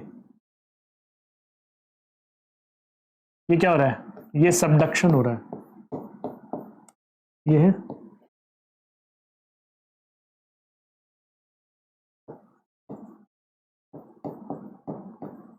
सबडक्शन, ठीक है ना, इसको कहते हैं सबडक्शन। सबडक्शन यानी क्या हो रहा है, एक प्लेट के नीचे दूसरी प्लेट जा रही है, ये मान लो कॉन्टिनेंटल प्लेट है ना, कॉन्टिनेंट वाली प्लेट है, ये मान लो आप ओशनिक प्लेट है, ओशनिक प्लेट क्या कर रही है, इनके बीच में कन्वर्जेंस हो रहा है, कॉन्टिनेंट वाली प्लेट थी उसके पास में क्या आ रही है, ओशनिक प्लेट आ रही है, दोनों एक दूसरे के सामने आ गए, तो ओशनिक प्लेट क्या है, उसके नीचे क्या चली गई, ठीक है ना, dive into, one plate dived into another, एक प्लेट दूसरे के अंदर चली गई, crust is destroyed, crust is destroyed, ये क्रस्ट जो था पूरा ओशनिक प्लेट जो था वो इसके अंदर चला गया है, डिस्ट्रॉय हुआ नहीं हुआ, ये धीरे धीरे करता पूरा अंदर चला जाएगा। अब यहाँ पे क्या होगा, यहाँ पे वोल्केनोज निकलेंगे, यहाँ पे फिर आपके पास में लावा बाहर आएगा, क्यों आएगा भाई, क्योंकि अंदर तो मैग्मा है, टेम्परेचर बहुत ज्यादा हाई है, अंदर जाते ही रॉक क्या हो जाएगा, मेल्ट, और मेल्ट होने के बाद में पहले से वहां पे मैग्मा और ज्यादा मैग्मा बन जाएगा, फिर वो बाहर वोल्केनो बन के फूटेगा, ठीक है। तो इस तरीके से क्या होता है, देयर आर थ्री वेज, है ना, ये सबडक्शन हो गया, there are three ways in which convergence can occur. देखो इसका भी एक मेरे पास में कोई डायग्राम होगा, दिखाऊं क्या, चलो कह रहे हो बता ही देता हूं फिर। ये देखो यहाँ पे क्या है, ये कॉन्टिनेंटल क्रस्ट है, दूसरा कॉन्टिनेंटल क्रस्ट है, तो कॉन्टिनेंट में भी हो सकता है, अभी बात समझा दूंगा मैं, ठीक है। ये क्या हो रहा है, ये यहाँ पे सबडक्शन हो रहा है, क्या हो रहा है, सबडक्शन हो रहा है, ये इधर, ये जो नीचे गया है ये वाला पार्ट जो मैं हाईलाइट कर रहा हूँ, ये वाला पार्ट क्या है, ये वाला जो पार्ट है,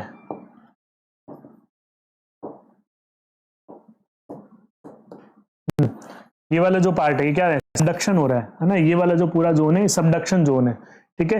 क्योंकि एक जो सामने क्या था आपके पास में, कॉन्टिनेंटल क्रस्ट था, दूसरा भी कॉन्टिनेंटल क्रस्ट था, दोनों एक दूसरे के पास में ऑपोजिट डायरेक्शन के अंदर मूवमेंट कर रहे थे। जैसे एक साथ में मूवमेंट कर रहे थे, दूसरा वाला प्लेट क्या हो गया, इसके अंदर चला गया। ये क्या हो रहा है, सबडक्शन हो रहा है। सबडक्शन होते ही यहाँ पे क्या हो गया, डिस्ट्रॉय हो गया, और ये प्लेट क्या हो जाएगा हमारे पास में, खत्म हो जाएगा, ठीक है।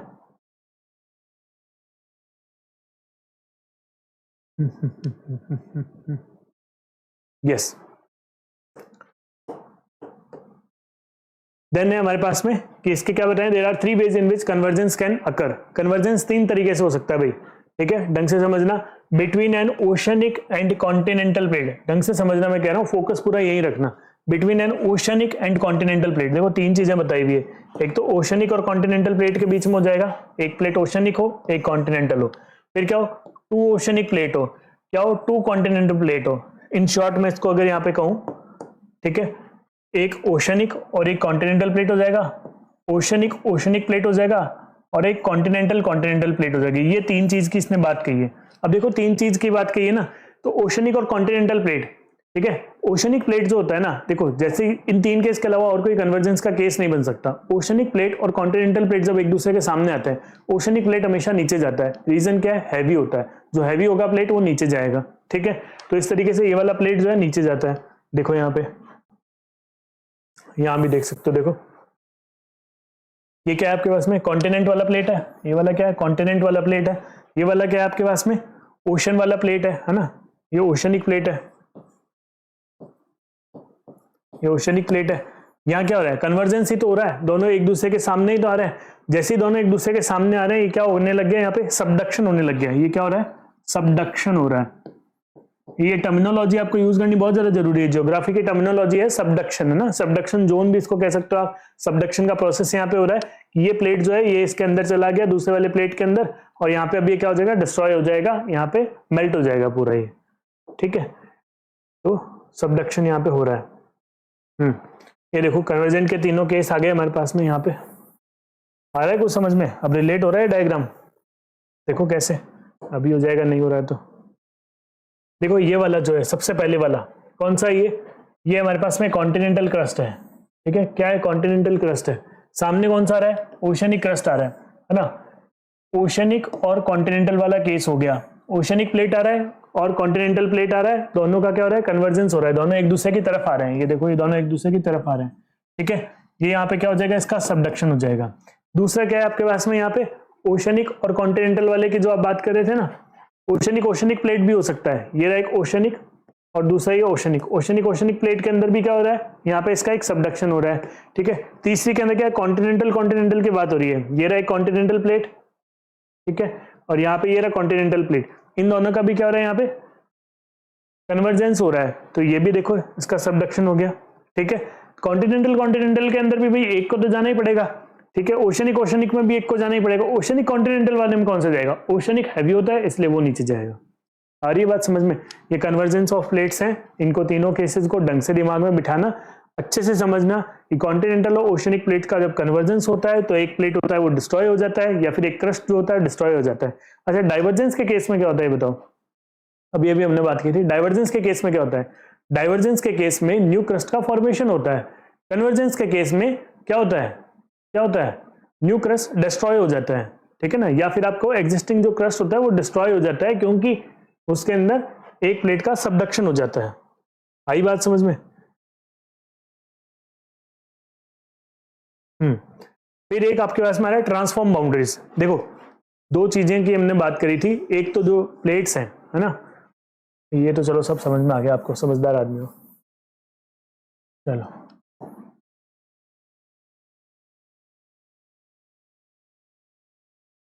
ये जो दो प्लेट्स हैं इनमें क्या क्या चीज हो सकती है, ए और बी, दो प्लेट्स हैं, ये एक दूसरे की तरफ कन्वर्जेंस हो सकता है या इनका डाइवर्जेंस हो सकता है। ये बात हमें समझ आ गई, ठीक है। देखो कन्वर्जेंस जब उनका हो रहा है या डाइवर्जेंस इनका हो रहा है, यहां पे साथ में मैं एक और प्लेट्स को बनाऊं, अगर जब की चीज होगी देखना समझना।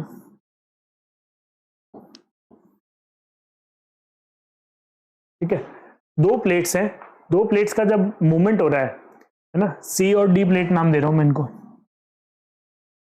ठीक है। दो प्लेट्स का जब मूवमेंट हो रहा है तो इन दोनों प्लेट्स के मूवमेंट में आपको कोई और चीज भी नजर आ रही है? ए और डी प्लेट को अगर आप देखो तो क्या हो रहा है, एक दूसरे के पैरेलल नहीं जा रहे, ठीक है। मैं कौन कौन से की बात कर रहा हूं, मैं बात कर रहा हूं ए की और मैं बात कर रहा हूं डी की। ये देखो एक दूसरे के पैरेलल नहीं जा रहे, ये वाला और ये वाला, ठीक है। या फिर मैं बात कर रहा हूं यहाँ पे सी की और बी की, ये क्या हो रहा है, एक दूसरे के पैरेलल नहीं जा रहे, ठीक है। भाई कन्वर्जेंस डाइवर्जेंस का तो जो गेम चल रहा है वो चल ही रहा है। दो प्लेट्स का जब कन्वर्जेंस या डाइवर्जेंस हो रहा है उसी के सेम टाइम पर अगर आप ऑब्जर्व करें तो बी और सी जो दो प्लेट्स हैं वो दोनों भी क्या है, एक दूसरे के पैरेलल में चल रही हैं। ए और डी क्या है, वो भी एक दूसरे के पैरेलल में चल रही है। तो यहां पर एक नए टाइप की चीज आपको देखने को मिलती है जिसको आप क्या कहते हो, ट्रांसफॉर्म बाउंड्रीज कहते हो। क्या कहते हो, ट्रांसफॉर्म बाउंड्रीज इसको आप कहते हो, ठीक है। इसके अंदर क्या क्या चीजें, वही मैं कीवर्ड यहाँ पे हाईलाइट कर रहा हूँ। Where the crust is neither produced nor destroyed as the plates slide over horizontally past each other, ठीक है। प्लेट्स क्या करती है, स्लाइड करती है, एक दूसरे को हॉरिजॉन्टली पास कर जाती है, ठीक है ना, हॉरिजॉन्टली पास कर जाती है। ना तो कुछ बन रहा है ना वहां पे कुछ डिस्ट्रॉय हो रहा है। अच्छा, न्यू क्रस्ट का फॉर्मेशन किसमें होता है भाई, बताओ जल्दी से, कमेंट करो, फटाफट कमेंट करो। न्यू क्रस्ट का फॉर्मेशन किसमें होता है, डाइवर्जेंस वाले केस में होता है, ठीक है। और क्रस्ट डिस्ट्रॉय किसमें होता है, कन्वर्जेंस वाले केस में होता है। और ना डिस्ट्रॉय होना ना प्रोड्यूस होना वो किसमें होता है, ट्रांसफॉर्म बाउंड्रीज के अंदर होता है, ठीक है। Transform faults are the planes of separation generally perpendicular. क्या कह रहा है, देखो एनसीईआरटी में बड़ी गजब की बात लिखी हुई है, बड़ी आज की क्लास के अंदर अगर मैं कहूँ ना सबसे ज्यादा छुपी हुई बात और सबसे इंपॉर्टेंट बात अगर आपको कुछ है तो वो ये है। यहां से बहुत एक इंपॉर्टेंट चीज है जो कॉन्सेप्ट आप समझ सकते हो, बाकी आगे तो बहुत ईजी है, ठीक है। क्या बताया, generally perpendicular to the mid oceanic ridges। क्या कह रहा है, perpendicular to the mid oceanic ridges as the eruptions do not take all along the entire crest of the same time, there is a differential movement of the portion of the plate away from the axis to the earth. Also the rotation of the earth has an effect on the separated blocks of the plate portions। कुछ ज्यादा काम का नहीं है, जो main समझने की बात है वो यहीं पे आ जाओ, समझो इसको, ठीक है। क्या कहा, crust is neither produced not destroyed. एक बात तो हमें समझ आ गई, स्लाइड कर रहे हैं एक दूसरे की तरफ तो कुछ नहीं होगा, सिर्फ और सिर्फ क्या प्रोड्यूस होंगे, अर्थक्वेक आएंगे। सैंड इंडियाज फॉल्ट है कहाँ, यूएस के अंदर, कैलिफोर्निया वाले साइड के अंदर, तो वहां क्या सिर्फ अर्थक्वेक आते हैं, ना तो वहां पे कोई वॉल्केनो निकलता है ना और कोई बात, ठीक है। Generally perpendicular to the mid oceanic ridge. देखो इसको मैं आपको बताता हूँ, मिड ओशनिक रिज वाला, यहाँ देखो, डाइवर्जेंट वाला हमने समझ लिया, दोनों क्या हो रहे हैं, सेपरेट हो रहे हैं। कन्वर्जेंस वाला हमने समझ लिया, दोनों एक दूसरे की तरफ आ रहे थे, सबडक्शन होने लग गया था। ट्रांसफॉर्म के अंदर क्या हो रहा है, दोनों एक दूसरे के पैरेलल जाते हुए हमें दिख रहे हैं, ठीक है ना, दोनों एक दूसरे के में पैरेलल जाते हुए हमें दिख रहे हैं। तो देखो ओशनिक वाले के अंदर अब जो हम बात यहाँ पे कर रहे हैं, क्या होगा कि देखो ये जो ओशनिक रिज की बात हुई थी, ये रहा ओशनिक रिज। ओशनिक रिज के अंदर एक प्लेट जो है मान लीजिए वो इधर की तरफ जा रही है, एक प्लेट जो है उधर की तरफ जा रही है, ठीक है। ओशनिक रिज के साथ में अगर आप इसको देखो तो इसका एंगल कितना बन रहा है, ठीक है। ये वाली जो प्लेट है वो इस तरीके से जा रही है ना, मैं इसको दिखाऊं कुछ आपको इस तरीके से,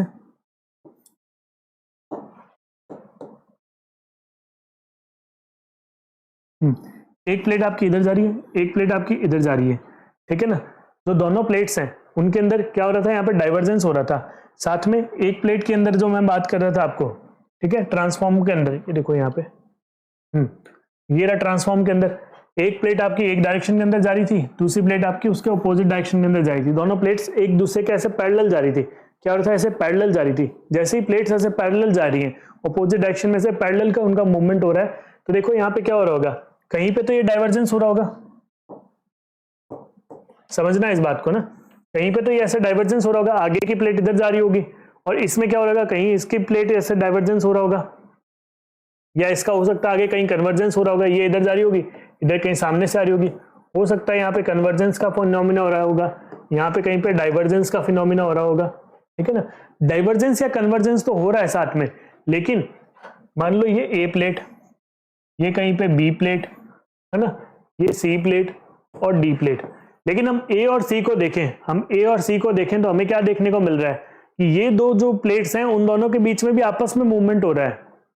समझ रहे हो बात को, ए और सी के बीच में भी आपस में मूवमेंट हो रहा है। उस मूवमेंट का नाम क्या है, उसका हमने नाम दिया है ट्रांसफॉर्म। ट्रांसफॉर्म मूवमेंट हमने नाम दिया है, ट्रांसफॉर्म फॉल्ट हमने नाम दिया है। अब देखो रिजेस के परपेंडिकुलर की यहाँ पे बात थी, रिज के परपेंडिकुलर की यहाँ पे बात थी, ठीक है। ये रहा देखो मिड ओशनिक रिज, ठीक है, ये रहा आपके पास है mid oceanic ridge.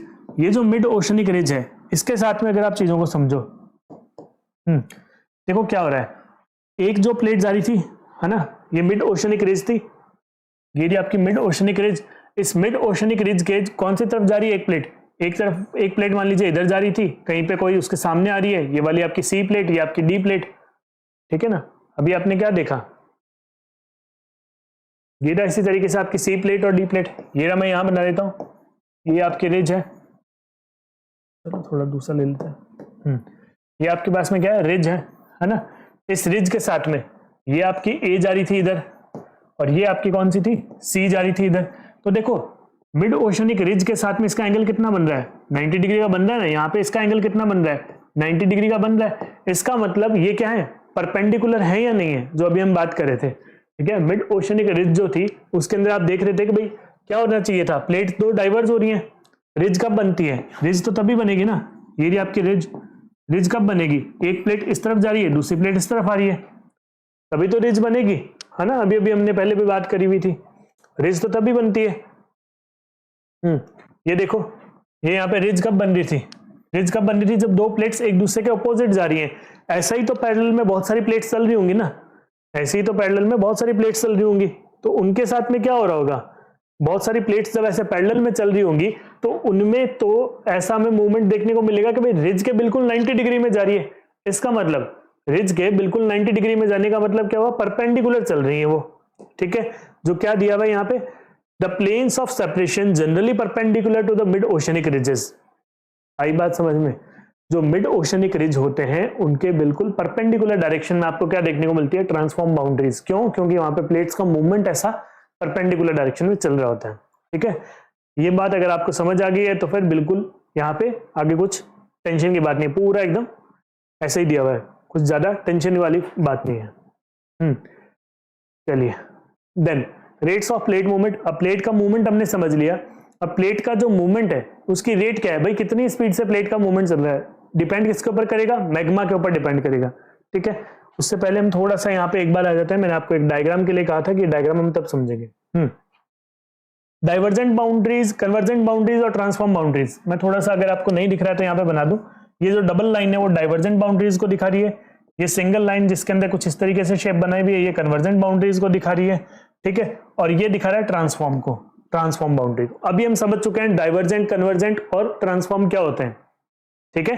Divergent, convergent और ट्रांसफॉर्म को देखो, ये जो हमारे पास में मिड अटलांटिक रीज है ना, जो एस के शेप में आ रही है, एस के शेप में आने का इसका रीजन क्या हुआ, है ना। इसका रीजन ही तो हमें यहाँ से समझ आ रहा है कि भाई कभी भी ऐसा नहीं है कि जरूरी कि दो प्लेट्स एकदम बिल्कुल परपेंडिकुलर ही चल रही होंगी या एकदम बिल्कुल ऐसा स्ट्रेट ही चल रही होगी कि उनके अंदर जो मिड ओशनिक रिज बनेगी, नहीं, वो जरूरी नहीं है, वो तो किसी भी तरीके से बन सकते हैं। इसी वजह से हमें यहाँ पे ऐसी शेप देखने को मिल रही है।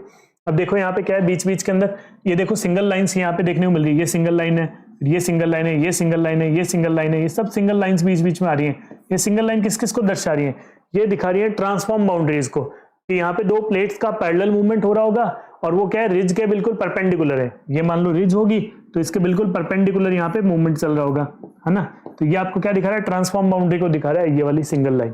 तो ये यहाँ पे बहुत सारी सिंगल लाइंस आ रही हैं, ठीक है बेसिकली। और यहाँ पे ये जो डबल लाइन चल रही है वो किसको दिखा रही है, डाइवर्जेंट बाउंड्रीज को, कि यहाँ पे डाइवर्जेंस हो रहा है, डाइवर्जेंस हो रहा होगा, यानी दो प्लेट्स ऐसे जा रही होंगी, दो प्लेट्स ऐसे गई, इस पॉइंट पे दो प्लेट्स ऐसे गई, जैसी दो प्लेट्स ऐसे गई यहाँ पे क्या बन गई, रिज बन गई,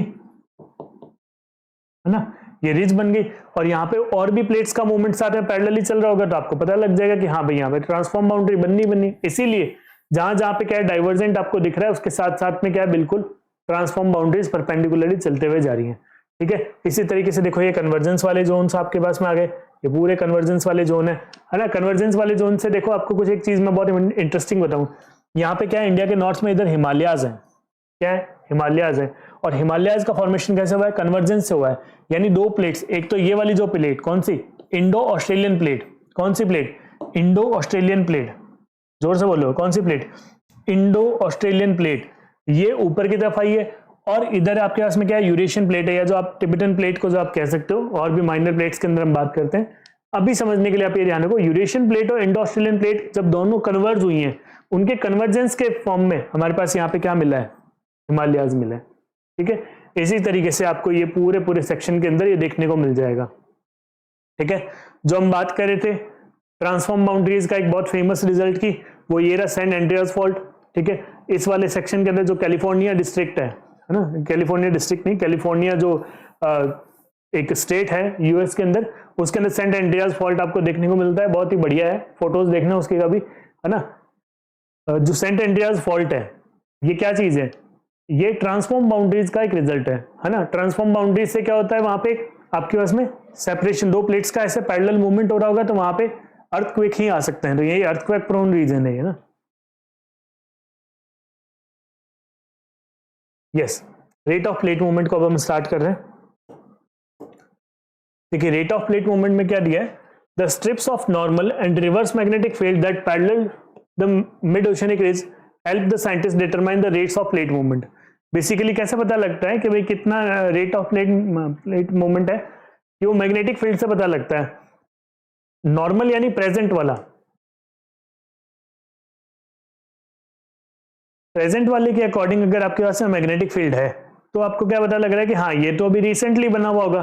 और रिवर्स मैग्नेटिक फील्ड बिल्कुल देखने को मिल जाए, मान लो प्रेजेंट वाला मैग्नेटिक फील्ड ऐसा हो और बिल्कुल इसके आपको ऐसा ही देखने को मिल जाएगा, मैग्नेटिक फील्ड कुछ इस तरीके से देखने को मिल रहा है कुछ रॉक के अंदर, तो आपको पता लग जाएगा कि हाँ भाई ये तो बहुत पहले बनी हुई होगी, है ना। तो इस तरीके से आपको क्या पता लग रहा है कि यहाँ पे प्लेट्स का मूवमेंट बहुत पहले हो गया होगा, ये रॉक बहुत पहले बन गई होगी। इसका मतलब यहाँ पे रेट क्या है, स्लो है ना, बहुत पहले बन गई होगी। इसका मतलब वहां पे क्या है, रेट आपके पास में अलग आ सकती है। These rates vary considerably. The Arctic region, the Arctic ridge has slowest rate less than 2.5 centimetre per year, है ना। कितनी कम है, एक साल के अंदर सिर्फ 2.5 सेंटीमीटर का डिफरेंस आता है। And the East Pacific Rise near Easter Island in the South Pacific about 3400 kilometre west of Chile has rate fastest 15 centimetre per year. तो भाई देखो बेसिकली इसके अंदर कितना धीरे धीरे फिनोमिना होता है, 15 सेंटीमीटर एक साल के अंदर होती है, फास्टेस्ट है, और स्लोएस्ट कितना है 2.5 सेंटीमीटर है पर ईयर, है ना। तो ये इसकी प्लेट मूवमेंट की रेट रहती है। बेसिकली कन्वर्जेंस या डाइवर्जेंस जो प्लेट का मूवमेंट हम देख रहे हैं उसकी स्पीड क्या है वो हमें पता लग गई है। आगे बात समझ में, ठीक है। कैसे पता लगता है, वो मैग्नेटिक वाले से हमने बात कर ली, ठीक है। Force for the plate movement, अभी फोर्स आता कहां से है, देखो अभी तक जो हमने पढ़ा ना उस पूरे का यहाँ पे क्या आ गया, सारा वैगनर का या जो अल्फ्रेड होम्स का, आर्थर होम्स का जो दिया हुआ था, ठीक है। और यहाँ पे प्लेट टेक्टोनिक्स, इन तीनों का कॉम्बिनेशन यहाँ पे लेकर के फाइनल एक वो रिजल्ट हमें दिया हुआ है। देखो भाई क्या दिया हुआ है, at the time that Wagner proposed that his theory of continental drift most scientist believed that the earth was a solid motionless body, ये माना था। However concept of the C floor spreading and the unified theory of plate tectonics have emphasized that both the surface of the earth and interior are not static motionless but are dynamic। लो जी, क्या क्या इससे बात समझ में आ गई, the surface of the earth and the interior are not static and motionless but are dynamic। ये बात तो हमें समझ में आ गई। किससे किससे समझ में आ गई भाई, वैगनर ने जो बात कही थी किसके अंदर, कॉन्टिनेंटल ड्रिफ्ट के अंदर, और जो हमारे पास में unified theory of plate tectonic, अभी जो हमने पढ़ी प्लेट टेक्टोनिक वाली थ्योरी और सी फ्लोर स्प्रेडिंग वाली थ्योरी, ठीक है। इनसे ये बातें प्रूव हो गई कि भाई अर्थ जो है स्टैटिक नहीं है, अर्थ एक डायनेमिक है, यानी यहाँ पे कंटिन्यूअसली ऐसा मोशन होता रहता है और ये प्लेट्स नहीं बनती रहती हैं, खत्म होती रहती हैं सारी चीजें। The fact that the plates move,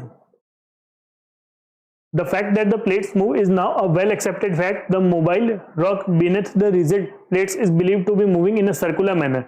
circular manner के अंदर चल रहा है, वो हमने मैग्मा का मूवमेंट देखा ही था। The heated material rises to the surface, spreads and begin to cool and then sinks back into the deeper depths. This cycle is repeated over and over to generate what scientists call a convection cell or convective flow। ठीक है, तो हमने बात करी ना कि भाई जो मैग्मा होता है बाहर निकलता है, लावा बनता है, रॉक बनता है, उसके बाद में वो क्या धीरे धीरे स्प्रेड होता जाता है, रॉक पुराना होता जाता है, फिर आगे कहीं पे जाके कन्वर्जेंस हो जाता है, फिर से वो क्या हो जाता है, मेल्ट हो जाता है, सबडक्शन हो जाता है उसका, वो सब चीजें, ठीक है। Sinks back into the deeper depth, वापस वही हो जाता है, साइकिल रिपीट चलता रहता है कंटिन्यूअसली, ठीक है। ये सब हम बात कर चुके हैं। Heat with in the earth comes from the two main sources, ठीक है। हीट कहां से आती है, इसके दो मेन सोर्सेज हैं। पहला है रेडियो एक्टिव डिके, जो हमने कल बात करी थी, है ना, कन्वेक्शनल करंट के अंदर रेडियो एक्टिव मटेरियल्स की वजह से आती है। एंड रेजिडुअल हीट, एक रेजिडुअल हीट का भी एक सोर्स है। Arthur Holmes first considered this idea in the 1930s। कल हमने बात की थी कन्वेक्शनल करंट में, बात कर चुके थे आर्थर ओम्स की, which later influenced Harry Hess thinking about sea floor spreading. भाई कन्वेक्शनल करंट से हमें ये बात समझ में आ गई थी, आर्थर ओम्स ने कही कि भाई इस तरीके से चलता रहता है, मैग्मा जो है वो मूवमेंट करता है तो लिथोस्फेयर आपका सेपरेट हो जाता है, वहां से लावा निकलता है, ये सारी चीज।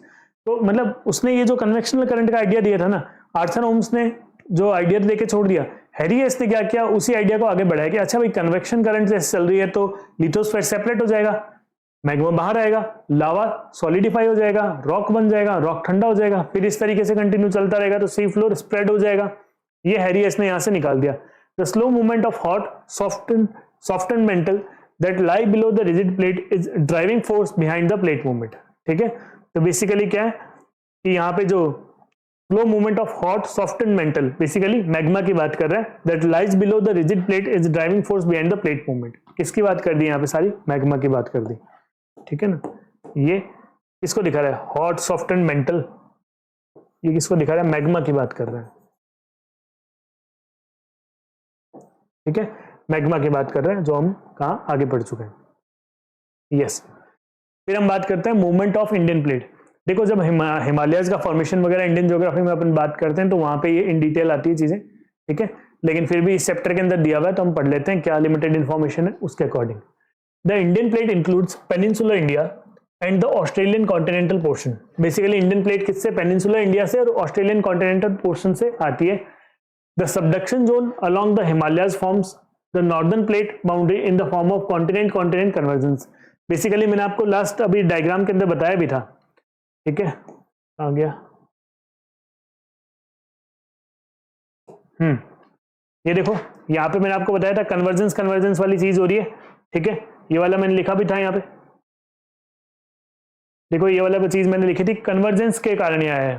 ठीक है, ये मैंने लिखा था कन्वर्जेंस की वजह से, तो ये रहा यहाँ पे कन्वर्जेंस वाला चीज हुई थी ना, कॉन्टिनेंट कॉन्टिनेंट प्लेट आई थी, यहाँ पे कन्वर्जेंस हुआ था इसकी वजह से, इंडो ऑस्ट्रेलियन प्लेट और ये जो सारा इसका हुआ था।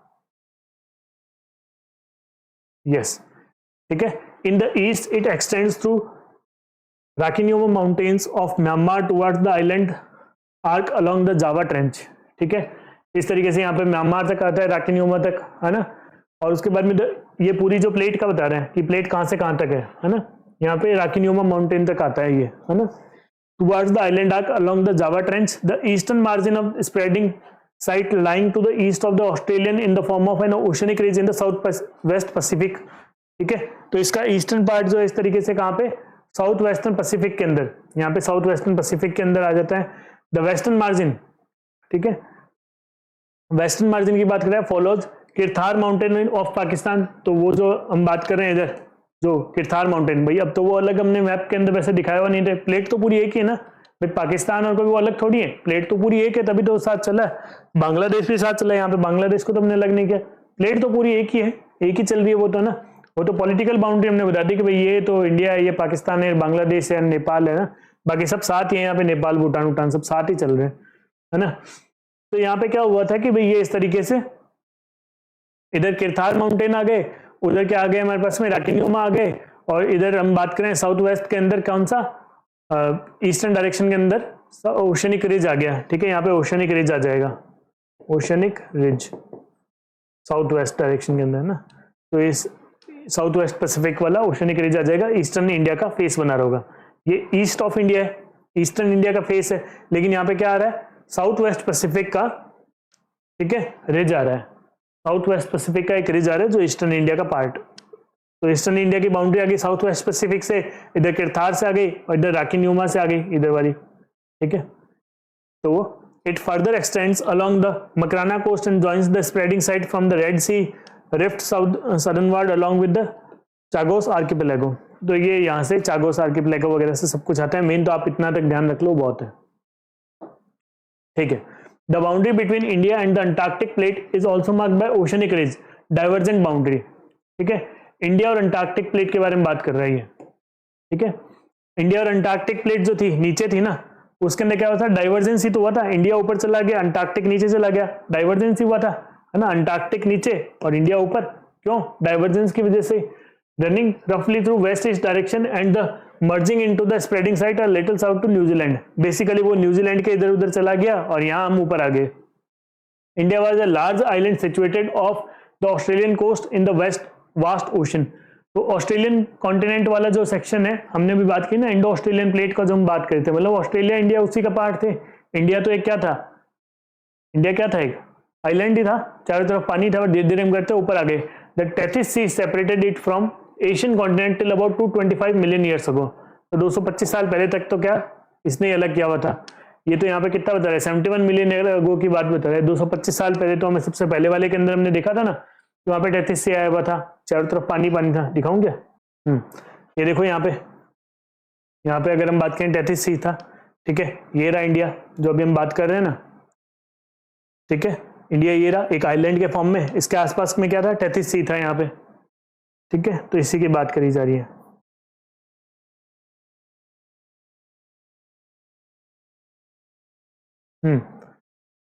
Then India is supposed to have started her northward journey about 200 million years ago at the time when Pangaea broke। भाई पेंजिया अलग हो गया, पेंजिया से लोरेशिया गोंडवाना अलग हो गया, गोंडवाना से हमने अपनी जर्नी शुरू कर दी कि हम तो जाएंगे नॉर्थ के अंदर, ऑस्ट्रेलिया को वहीं बाय बाय कह के रवाना हो गए हम। India collided with Asia about 40-50 million year ago causing rapid uplift of the Himalayas. भाई इंडिया यहाँ पे आके टकराया, ठीक है, इंडिया वाली जो प्लेट है, इंडिया वाली प्लेट देखो इस तरीके से ऐसे टेढ़े थे, इधर मुंह था हमारा, फिर थोड़े और सीधे, फिर और हुए, फिर ऐसे करके थोड़े और सीधे हुए, है ना, तो हम थोड़ा और सीधे सीधे होते गए। जैसे ही आके यहाँ पे टकराए, इधर आके इतनी जोर से टकराए, इधर कॉन्टिनेंट, दोनों कॉन्टिनेंट प्लेट की टक्कर हो गई। तो यहाँ पे क्या बन गए, हिमालयाज बन गए। इस पूरे रीजन में क्या बन गए, हिमालयाज बन गए, ठीक है। तो ये बात को समझना, ये कॉन्टिनेंट और ये कॉन्टिनेंट है, जैसे यहाँ पे टकराए, यहाँ पे क्या बन गए, हिमालय बन गए। तो हमने अपनी बाउंड्रीज बनवा ली हिमालय से। कॉन्टिनेंट का जैसे टकराना हुआ, हिमालयज का फॉर्मेशन यहाँ पे शुरू हो गया, ठीक है। The position of the India since about 71 million years till the present are shown in the figure, ठीक है। तो ये डायग्राम के अंदर दिखाई भी है इस तरीके से। इंडिया यहाँ से शुरू हुआ था भाई, वो तो और भी पहले से शुरू हुआ था, लेकिन अभी हम यहाँ पे 71 मिलियन ईयर अगो से देख रहे हैं। इंडिया इस तरीके से चलते चलते अब हम आज यहाँ पे आ गए। अब आगे कहाँ जाएंगे वो तो आगे का टाइम ही बताएगा, ठीक है। तो जहाँ पे भी जाएंगे अच्छी बात है, अच्छी जगह ही जाएंगे, ऊपर ही बढ़ रहे हैं और तो क्या है, ठीक है। तो इस तरीके से देखो भाई, ये यहाँ पे हम आ गए और इधर ये जो पूरा जो आपको पिंक सा दिख रहा है, यहाँ पे हमने हिमालय का फॉर्मेशन करवा दिया। कॉन्टिनेंट प्लेट का कन्वर्जेंस हो गया था। क्या हो गया था भाई, कन्वर्जेंस हो गया था, भूलना नहीं। यूरेशियन और कौन सी प्लेट थी, इंडो ऑस्ट्रेलियन प्लेट थी। हम तो इंडो ऑस्ट्रेलियन है ना, इधर से हम उठ करके आए ऊपर तक। यहाँ पे ऊपर क्या थी, यूरेशियन प्लेट थी, दोनों का टक्कर हो गया और ये हमारे पास में चीज आ गई, ठीक है भाई। लास्ट पार्ट में आ गए। It also shows the position of the Indian subcontinent and the Eurasian plate about 140 million years before the present.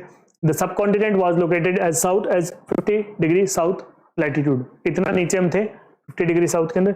The two major plates were separated by the Tethys Sea and the Tibetan block was closer to the Asiatic landmass, ठीक है। तिब्बत जो था वो यहाँ पे क्या था, Asiatic landmass के यहाँ पे बिल्कुल पास में था। यहाँ पे टिबेटन, इधर वाला जो सेक्शन बात करें थोड़ा अलग बनाएंगे।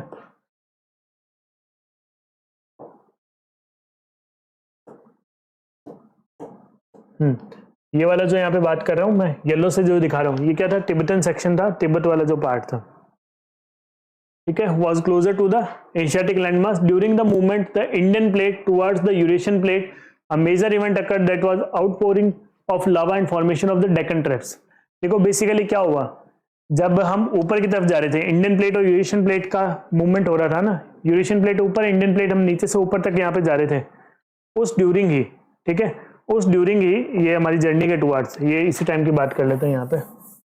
ये तो हम पहुंचे तो बाद में, उससे पहले ही एक काम हो गया। क्या काम हो गया, ये देखो भाई, यहाँ पे एक काम हो गया। जैसे जैसे हम यहाँ पे ऊपर की तरफ जा रहे थे ना, यहाँ पे क्या हुआ, ठीक है, यहाँ पे एक वोल्केनो से, यहाँ पे एक वोल्केनो से पूरे में ऐसे लावा लावा लावा लावा हो गया। लावा ओवर द टाइम सॉलिडिफाई हुआ, ठंडा हुआ, हम तब तक ऊपर बढ़ते गए, ऊपर बढ़ते गए, ऊपर बढ़ते गए।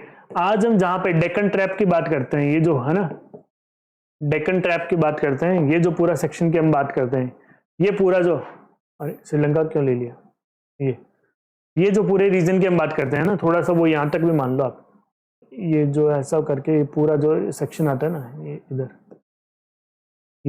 ये वाला पूरा पार्ट, ये जो पूरे पार्ट की हम बात कर रहे हैं ना, ये क्या है, ये यहाँ पे लावा के सॉलिडिफाई होने की वजह से ही बना, तभी यहाँ पे हमें ब्लैक सॉइल देखने को मिलती है। तो ब्लैक सॉइल क्यों मिली? क्योंकि यहाँ पे लावा का सॉलिडिफिकेशन हो गया था, जो लावा कोई टाइम के अंदर निकला था जब हम ऊपर बढ़ रहे थे। ठीक है, this started somewhere around 60 million year ago and continued for a long period of time. Note that the subcontinent was still close to the equator from 40 million years ago, and thereafter the event of formation of the Himalayas took place.